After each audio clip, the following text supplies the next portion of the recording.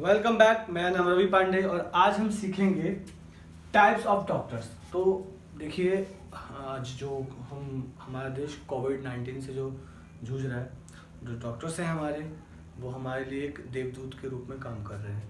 तो हमें उनकी प्रशंसा करनी चाहिए, उनको सैल्यूट करना चाहिए। और भगवान न करे कभी भी किसी को किसी हॉस्पिटल में जाना पड़े बीमारी के इलाज के लिए, बट फिर भी अगर हम नॉर्मली जाते भी हैं हॉस्पिटल में तो हमें हॉस्पिटल के अंदर बहुत सारे अलग अलग वार्ड दिखाई देते हैं और हम कई बार कंफ्यूज हो जाते हैं कि भाई इसका क्या अर्थ होता है, क्योंकि इंग्लिश में ही सारे वर्ड्स लिखे होंगे और आप कई बार कंफ्यूज हो जाते हैं। तो खैर आज आप जान लीजिए ताकि आपको ये वर्ड्स के मीनिंग पता रहे। तो सबसे पहला वर्ड है न्यूरोलॉजिस्ट। न्यूरोलॉजिस्ट वो डॉक्टर्स होते हैं जो हमारे तंत्रिका तंत्र यानी जो हमारी नसें होती हैं उसके जो भी प्रॉब्लम्स आती हैं इनको ये ठीक करते हैं, इनको न्यूरोलॉजिस्ट कहा जाता है। नेक्स्ट है गायनेकोलॉजिस्ट। गायनेकोलॉजिस्ट जो होते हैं ये महिलाओं से संबंधित रोगों को ठीक करने के लिए कार्य करते हैं, इनको गायनेकोलॉजिस्ट कहा जाता है। अगला है साइकेट्रिस्ट और साइकोलॉजिस्ट। स्पेलिंग से देख लीजिए, साइकेट्रिस्ट, साइकोलॉजिस्ट। अब दोनों में फर्क क्या है? साइकोलॉजिस्ट वो व्यक्ति होता है जब भी हम किसी मेंटल स्ट्रेस से जूझ रहे होते हैं तो हम साइकोलॉजिस्ट के पास जाके विजिट कर सकते हैं।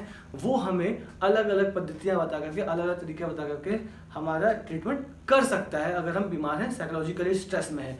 लेकिन साइकेट्रिस्ट वो डॉक्टर्स होते हैं, इनको पता होता है कि किस बीमारी के लिए कौन सी दवाई दी जाती है, तो ये दवाई दे सकते हैं, मेडिसिन प्रोवाइड कर सकते हैं, साथ साथ थेरेपी भी दे सकते हैं ताकि वो व्यक्ति साइकोलॉजी स्ट्रेस से बाहर आ जाए। लेकिन साइकोलॉजिस्ट दवाई नहीं दे सकते, इसको आप रिमेंबर रखिए हमेशा।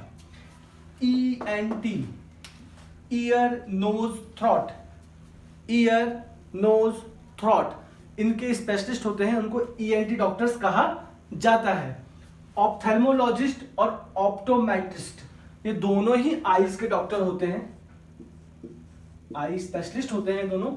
मगर एक बात जान लीजिए, ऑप्टोमेट्रिस्ट जो होते हैं ये क्या कर सकते हैं, ये आपको आईज से संबंधित बीमारियों का इलाज तो कर सकते हैं मगर सर्जरी नहीं कर सकते। मगर ऑप्थेल्मोलॉजिस्ट इलाज भी कर सकते हैं और सर्जरी दोनों कर सकते हैं। ठीक है, तो इस डिफरेंस को आप जरूर समझिएगा।